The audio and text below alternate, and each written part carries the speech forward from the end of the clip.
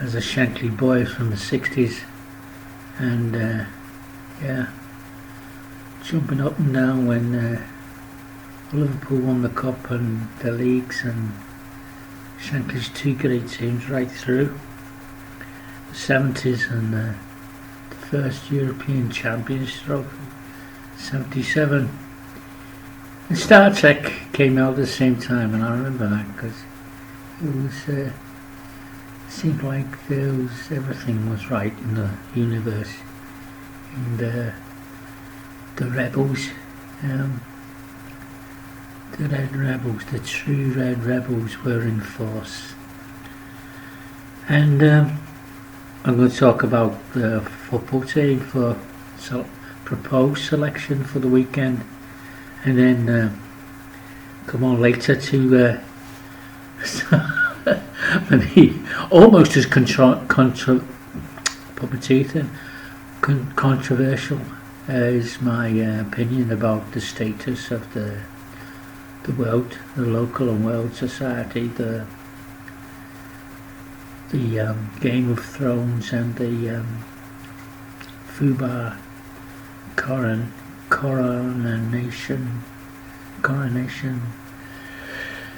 sheeple and jackals and lemmings. Anyway, yeah, it's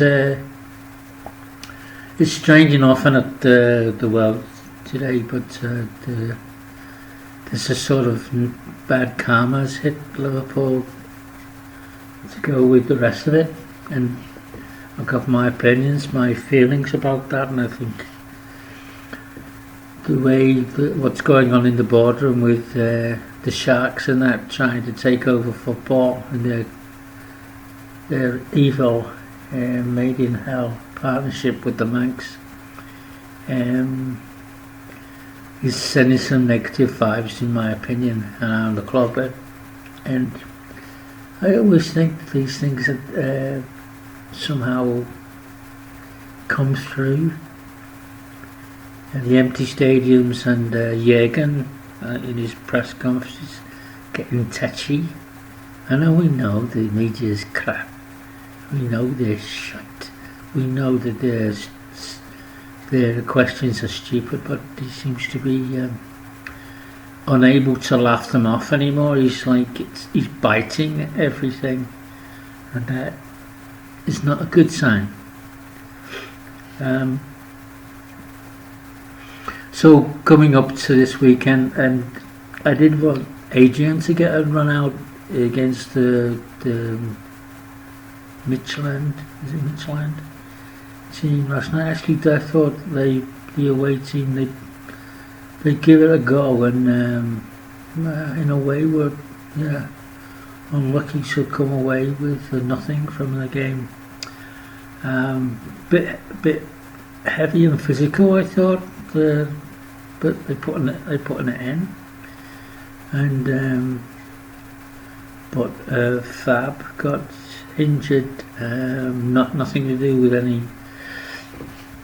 of the opponents, but probably, and this is the day after, we don't know, but probably looks like a hamstring, which might put him out for a month. But a lot of people are going back and talking about the fact that Liverpool should have signed another centre back when Lovren went. But you see, same situation as a league. It's difficult to find players who are willing to be bit part players, who are willing to come in when the rest are injured.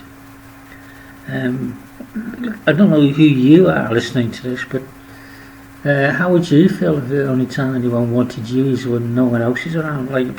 It's like being the kid on the street when they're picking the teams to play street football, and you're the last one to be picked for any of the teams.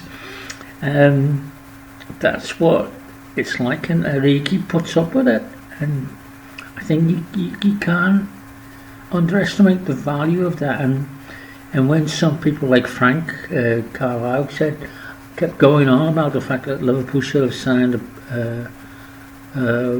a player in the summer, centre back, another centre back cover, but there are young players there. Of course, not expecting them to be thrown into the fire yet.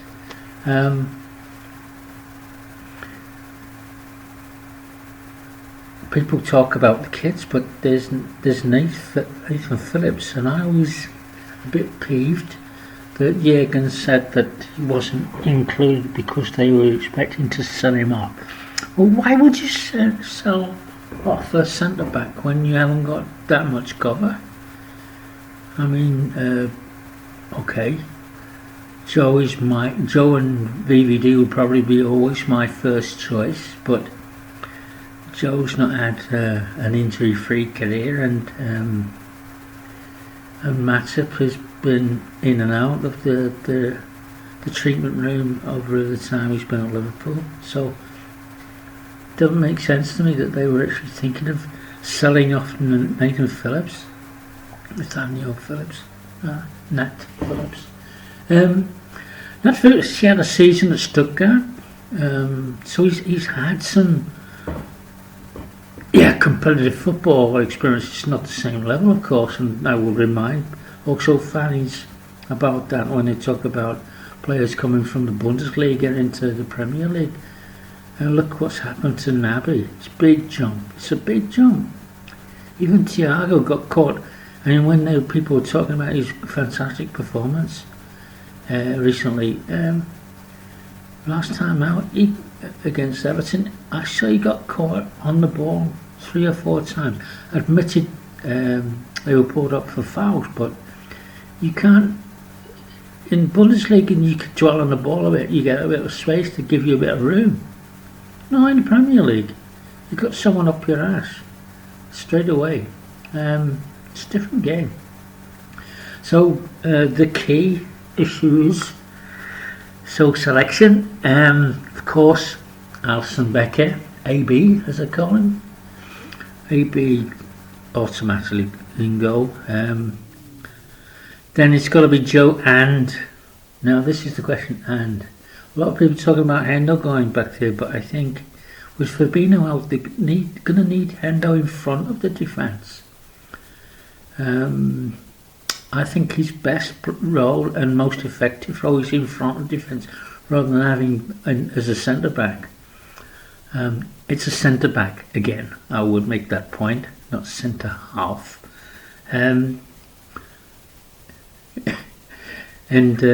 Again, I would say that Trent and Robo are wing halves, not fullbacks, just to hammer home that point. So, as Nate Phillips seems to be unfavoured at this time by Jürgen, and as Reece Williams came in last night for half a game, or more than half a game, 60 minutes in Fab's after Fab's withdrawal, I would propose that you don't want to keep chopping and changing. So give the lad a chance to develop some sort of understanding with Alisson and Joe at the back, because it is a very important unit. If your centre back stroke goalkeeper unit is working well, then you're going to get a nil against you. So, and when you've got a nil against you, then of course you only need someone up front to pop in a goal and you got the 3 points. So it's more important than most fans. They always talk about goal scorers and midfielders and dribblers and stuff like that, but they don't see the value of a very good centre back. So I give Reece, the lad, he's a big lad. Got caught out a couple of positional wise. He got caught out a couple of times last night, but what I would do in the next couple of days is there's like 3 clear days before the weekend, before Saturday afternoon, evening game with Wham, West Ham. I would get to say a big lad like Origi up against him in a couple of training games in these 3 days. Give him some pressure and push him. Phil Thompson wasn't much older when he got into the Liverpool side alongside the great Emlyn Hughes, of course. I mean, he was an experienced captain already. Emlyn, one of the greatest players ever to play for Liverpool. Certainly, in my opinion, the best captain ever. He was Shanks on the field. Emlyn had everything, including a shot that could match Steven Gerrard's, and energy unlimited. So I proposed, and this is a proposal, not a prediction. I proposed that the lad Williams comes and Rhys Williams comes in alongside Joe. So midfield then is with Hendo in front of them, with the wing halves, Trent and Robbo. As I said, they should have had 3 days break, rest, training and rest, to get prepared for the coming game. And as Thiago is not sure at the moment whether he's back or not, I'd go again with Gini, as Gini only played, I think, half a game, sorry, last night. Gini should be okay for the weekend, so Gini, and who?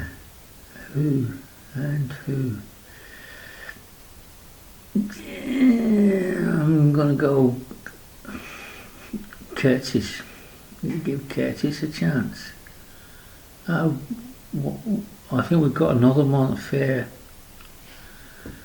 for Ox to come back, but I'll go give a little bit of attacking support. And the front 3 will be Bobby, and I think hopefully Bobby be fresh. He needs like a jump start, I think, to get his game going for Liverpool. But maybe he just needs a bit of luck, a bit of fortune to go his way in front of goal. The main men, Mane and Mo, both in form and both very dangerous. Although Mane was a bit quiet last night, I think it's difficult when there's no atmosphere and coming on late for them guys, but to play their big game. But hopefully they'll get ready and G'd up for Saturday evening, Saturday afternoon. So that's my selection.